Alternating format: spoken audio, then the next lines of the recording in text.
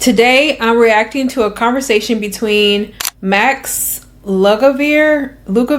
I'm sorry if I'm saying his name wrong. It is spelled Lugavere, and Dr. Gabrielle Lyon. And if you don't know Dr. Lyon, she's a physician and researcher who has really been at the forefront of what she calls muscle-centric medicine.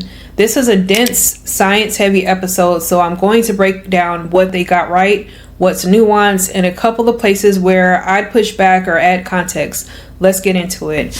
Right out of the gate, Dr. Lyon says carbohydrates are not bad, but you have to earn them. And I think this framing is actually pretty useful for a general audience, even if it's a little reductive.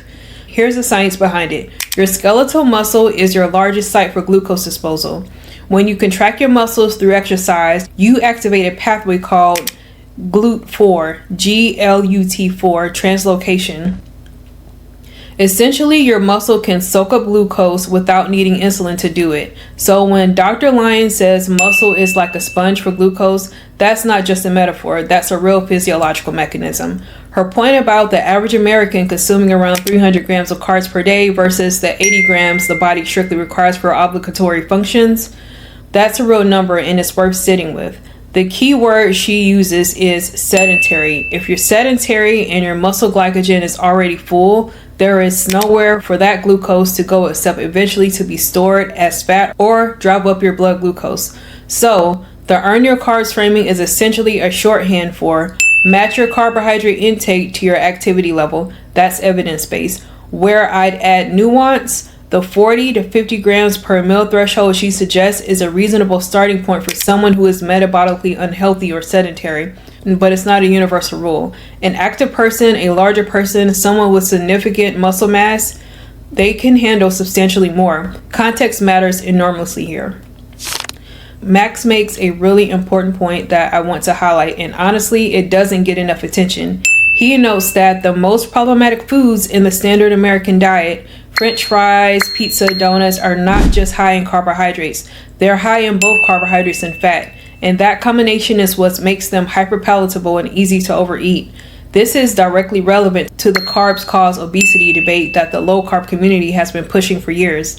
The research, including the work of Kevin Hall that they reference, generally supports the idea that the total caloric load, not carbohydrates specifically, is the primary driver of weight gain. When people go low carb and lose weight, they are almost always also reducing their total calorie intake and often cutting out a lot of added fat too.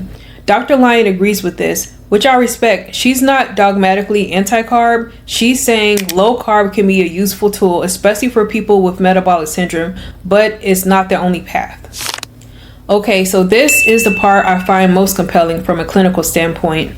Dr. Lyon challenges the RDA for protein, and she's in good company doing so. The current RDA of 0.8 grams per kilogram of body weight was established from nitrogen balance studies in young males and was designed to prevent deficiency, not to optimize health outcomes. As she points out, and this is a sharp observation, there are essentially no meaningful health outcomes linked to nitrogen balance as a metric. We don't use it for anything else in medicine. The research does support higher protein intakes for muscle protein synthesis, satiety, thermogenesis, and preservation of lean mass, especially as we age. Her recommendation around 1.6 grams per kilogram or a minimum floor of 100 grams per day regardless of body weight aligns well with the sports science and geriatric nutrition literature. Her point about anabolic resistance after age 35 is also well supported.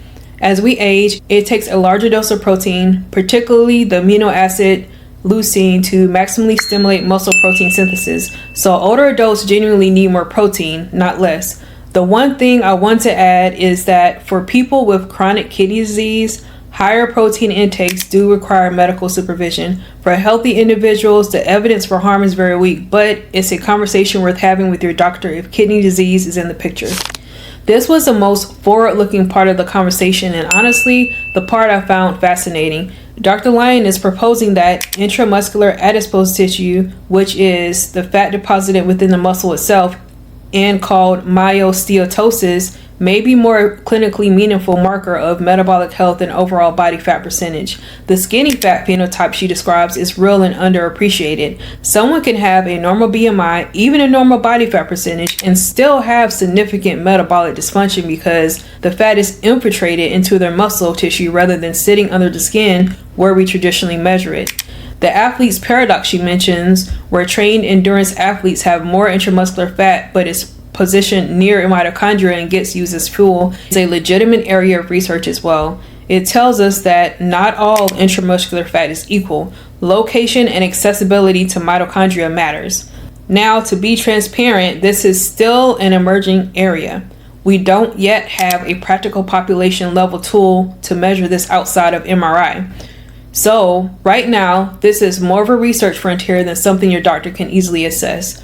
But the implication for us as practitioners is already actionable. Prioritize building and maintaining muscle because a muscle that is actively trained is a metabolically different tissue than one that is sedentary. Dr. Lyon raises a concern about sarcopenia and the trade-off nobody is talking about. And the concern here that Dr. Lyon raises that I think deserves a lot more attention is the mainstream health conversation. GLP-1 receptor agonists. Drugs like semaglutide are genuinely effective for weight loss, but when weight is lost without adequate protein intake and resistance training, a significant portion of that weight loss can come from muscle mass. She cites figures suggesting up to 20% of weight loss on these medications can be lean mass. Compare that to natural sarcopenia, the muscle loss we see with aging, which runs at roughly 4% per decade. The math here is sobering. Her point is not that GLP-1s are bad. She uses them in her own practice. The concern is that they are increasingly being used in sedentary people who are not being counseled to prioritize protein and resistance training alongside the medication. If we solve the obesity epidemic by trading it for a sarcopenia epidemic, we have not actually improved long-term health outcomes. This is where I completely agree with her, and it's something I talk to clients about regularly. Medication without behavioral and nutritional support is an incomplete intervention. Overall, this is one of the more substantive nutrition conversations I've come across on YouTube. Dr. Lyon is operating at the intersection of muscle biology, metabolic health, and clinical practice in a way that's genuinely useful. So here are a few key takeaways I leave you with. Match your carbohydrate intake to your activity level. Prioritize protein because most people are under-consuming it relative to what the research supports.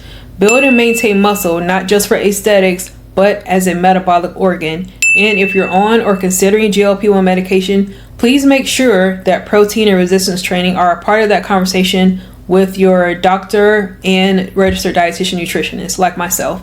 If you found this useful, drop a comment. I'd love to know what questions this raised for you. See you in the next video.